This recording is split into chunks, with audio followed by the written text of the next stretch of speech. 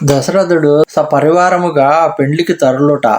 భోప భరతపుని లియే బొలాయే హయగయ శాందన సాజహూ జాయి చలహు బేగి రఘుబీర భరాత సునత పులక పూరే దోవు భ్రాత భరత సకల సాహనీ బొలాయే ఆయసు దీన్హా ముదిత ఉటిదాయే రచి రుచి జీన తురగ తీన్హా సాజే భరణ భరణ భర బాజీ బిరాజే సుభగ సకల సుటి చంచల కరణి అయ ఇవ జరత ధరత పగ ధరణి నానా జాతిన జాహీ బకానే నిధిర పవను జను చహత ఉడానే తీన్హ సభ చేయల భయే అసవారా భరత సరిస భయ రాజకుమార సభ సుందర సభ భూషణధారి కరసర చాప తోనకటి భారి.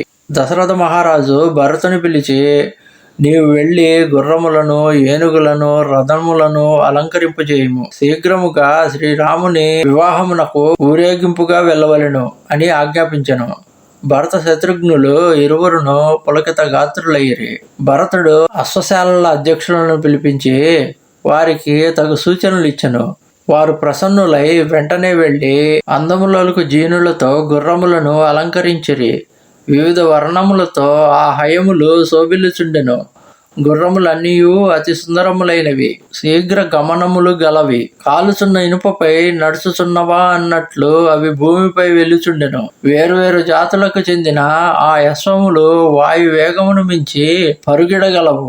భరతునకు సమవయస్కులైన రాజకుమారులు ఆ గుర్రములను అధిరోహించిరి. వారు నానాభూషణాలంకృతులై ధనుర్బాణములను చేతబట్టి నడుములకు తూనీరములను ధరించి శోభిల్లుచుండిరి. చరే చబీలే చయల సభ సూర సుజాన నబీన జుగ పదచర అసవార ప్రతి జే అసికలా ప్రబీన. వారందరూ నవ యువకులు, చతురులు, యుద్ధ నిపుణులు. ప్రతి రౌతు ప్రక్కన కత్తి యుద్ధములో ఆరితేరిన పాదచారులు ఇద్దరేసి ఉండిరి.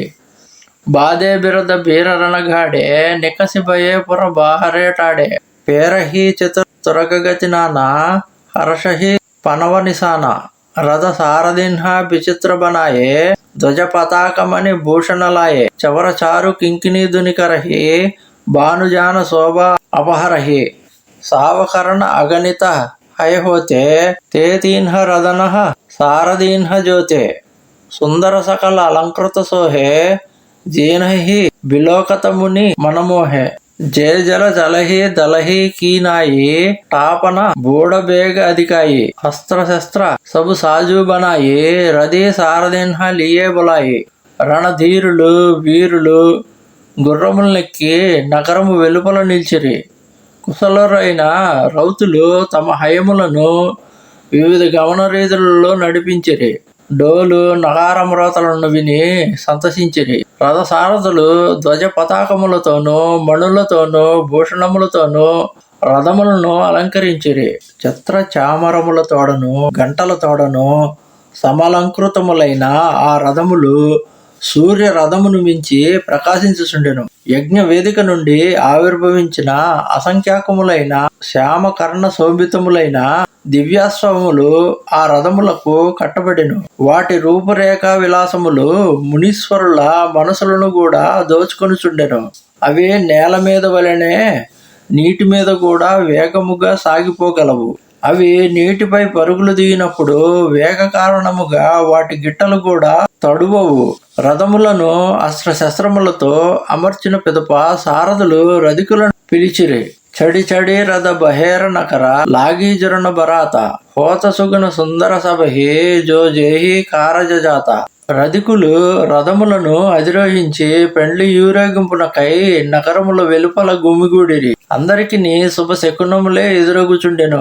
కలిత కరి బరాన్హి పరి అంబారి కహిన జాహి జేహి బాతి సవారి చలే మత్త గజ గంట బిరాజి మనహు సుభగ సావన గణరాజి బాహన అపర అనేక విధాన సభికా సుభగ సుఖాసన జాన తీన్హ చడి చలే విప్రబర బృంద జనుతను ధరే సకల శృతి చంద మాగధ సుత బంది గుణగాయక చలే జాన చడి జో జేహి లాయక బేసర ఓట వృషభ बहुजाते चले बस्तु बरी अगणित भाते कोटिन्हा कावरी चले कहारा विविध वस्तु को भरणई पारा चले सकल సేవక సముదాయే నిజ నిజ సాజు సమాజు బనాయి. సమున్నతములైన భద్రగజములపై అందమైన అంబారీలు అమర్చబడిను.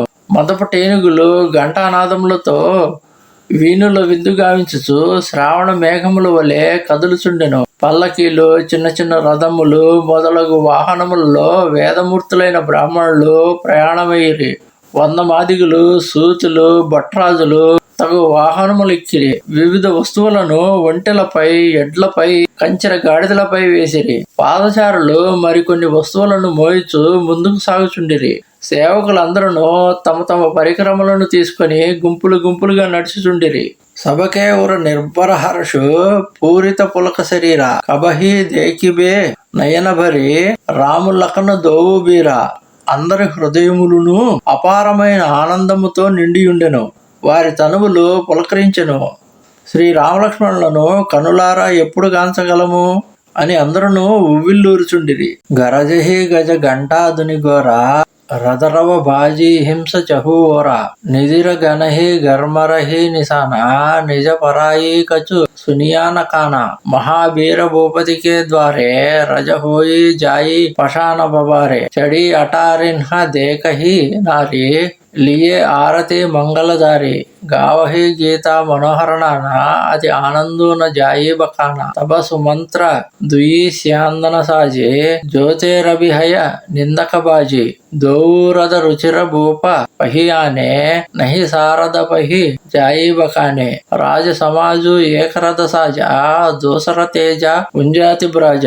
ఏనుగుల గీంకారములు, వాటి టంకారవములు, రథ చక్రముల సవ్వడులు, గుర్రముల సకిలింపులు, నగారాల మోతలు ఇవన్నీ మేఘ గర్జనలను కూడా మించిపోయాను. ఒకరి మాటలు మరి ఒకరికి వినపడకుండెను. దశరథ మహారాజు భవనమందు ఇసుక వేస్తే రాలనంత జనాలు గుమిగూడియుండిరి.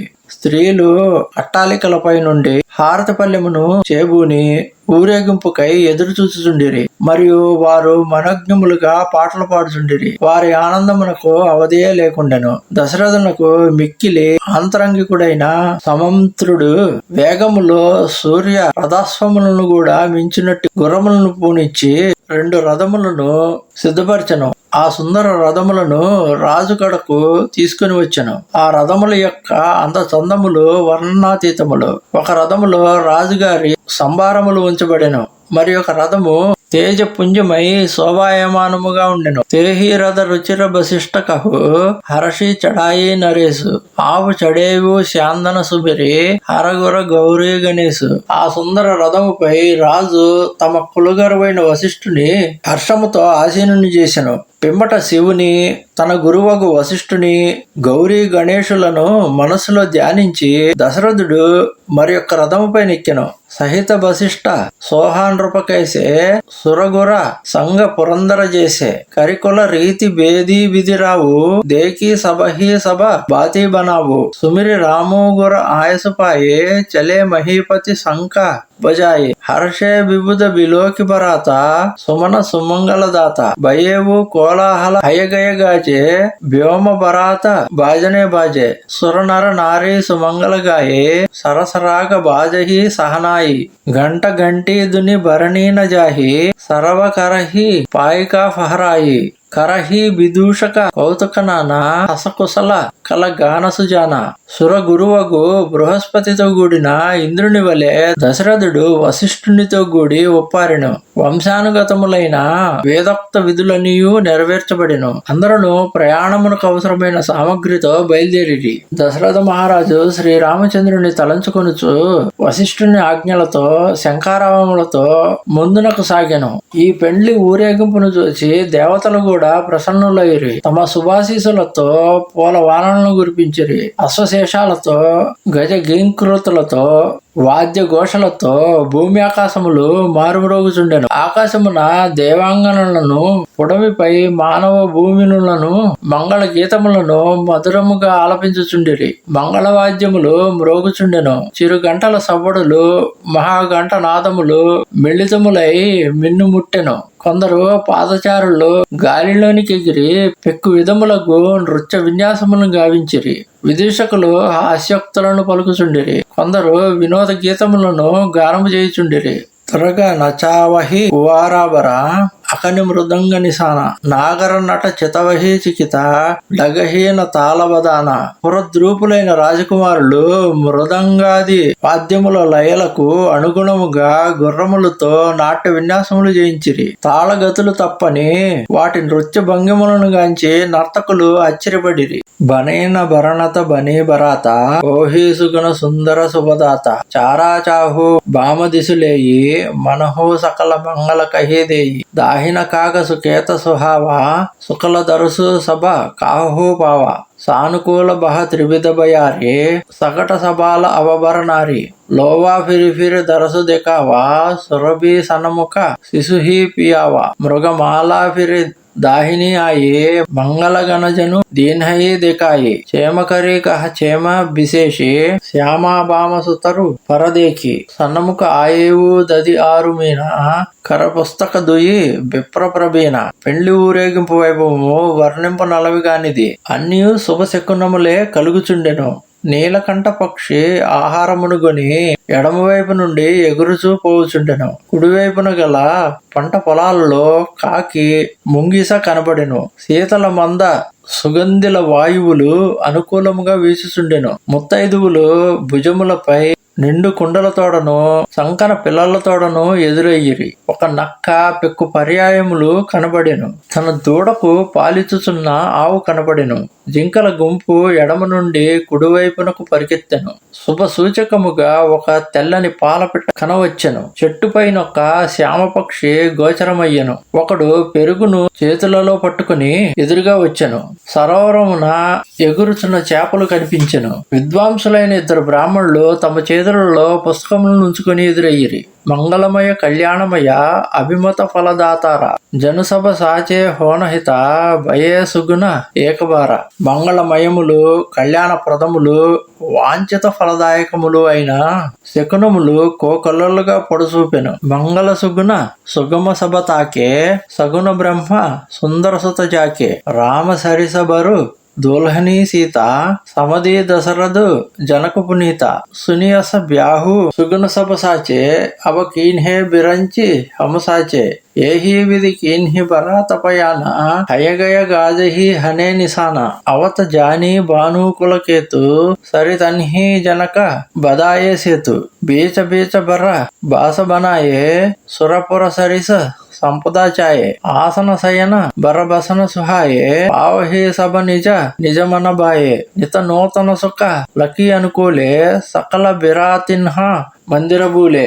సగుణ బ్రహ్మయే కుమారుడుగా గల దశరథునకు శకునములనియు శుభప్రదములే యగును. సీతారాములు వధూవరులుగా దశరథ జనకులు వియంకులుగా గల వివాహ మహోత్సవమునందు శుభ శకునములనియును బ్రహ్మ తమ జన్మలను సఫలమనర్చునని ఘోషించినవి. ఈ విధముగా గుర్రముల సకిలింపులు, ఏనుగుల బృంహితములు, నగారాల డంకారములు మొదలగు వాటి మధ్య ఆ ఊరేగింపు పురోగమించుచుండెను. సూర్యవంశ శ్రేష్ఠుడైన దశరథుడు వచ్చుచున్నాడని విని జనకుడు దారిలోని నదులన్నిటిపైనను వంతెనను నిర్మింపజేసెను. త్రోవలో విడిదికి సురలోక భవనములను క్రిందుపరుచు విశ్రాంతి గృహములను ఏర్పాటు చేశాను. అందు వరుణి పక్షము వారికి మనోవాంఛితములైన భోజన పదార్థములను, పరుపులను, వస్త్రములను సమకూర్చెను. తమ మనోనుకూలములైన నూతన సుఖ సౌకర్యములను చూచి ఆ పెళ్లివారు తమ ఇండ్లను కూడా మరిచిపోచుండిరి.